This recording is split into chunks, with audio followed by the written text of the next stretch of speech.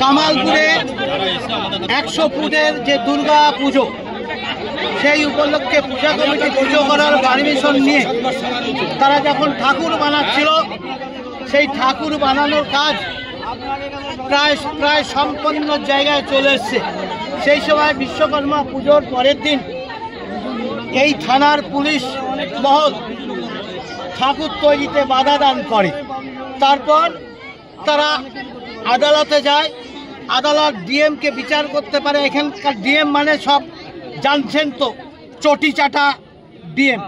তাই সেই ডিএমও দেখা যাচ্ছে জনগণের আবেগ, হাজার হাজার বিঘা জমি ক্ষতিগ্রস্ত করে তারা যে এত বড় আনন্দ উৎসবে মেতেছে, যেহেতু ওপরে কর্তার নির্দেশ অমান্য করে করা যাবে না, কারণ ওখানে কল্যাণীতে একটা 75 ফুটে হচ্ছে, কলকাতায় 100 ফুটে হচ্ছে, তাহলে দিদির পুজোটা ছোট হয়ে যাবে, এটা অন্য দাদা বড় পুজো করবে, এটা চায় না। সেই কারণে এরা অবৈধভাবে পুজো ঠাকুর বানানো বাধা দিয়েছে।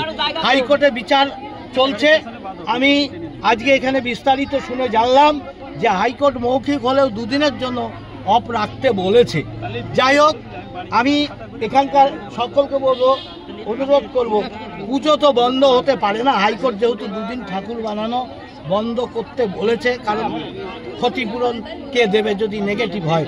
এইটা আমি প্রশাসনকে বলবো, আনন্দ উৎসবে বাধা দেবেন না। পুজো আনন্দের জায়গা, তাদের আনন্দ উৎসবে তারা মাতোয়ারা হোক। আর সেই আবেদনে সাড়া দিই, যেহেতু রাস্তা আছে, চওড়া রাস্তা, গাড়ি আপ ডাউন আরামসে করতে পারবে। আর হালকাট প্রতিমা, এখানে অ্যাক্সিডেন্টেরও কিছু নেই, মাটিরও নয় যে বৃষ্টিতে ধুয়ে চলে গায়ে পড়ে যাবে, অসুবিধা তৈরি হবে, পরিবেশ নষ্টেরও কিছু নেই। আর এটা আবার যে জিনিসটা যথাযোগ্য স্থানে চলে যাবে, পরিবেশের ক্ষতি করারও কিছু নেই। তাই সার্বিকভাবে পুলিশ প্রশাসনের এই ঠাকুর বাধা দেওয়া উচিত নয়।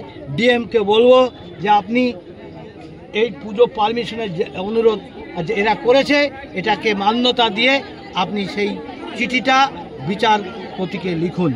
তাই আমি এসে এই ঘটনা দেখে আমি কথা দিচ্ছি, যদি বিচারের নিষেধাজ্ঞা না থাকে, এ পুজো হবে, বড়টাও হবে, ছোটটাও হবে, সর্বত্র এটা হয়।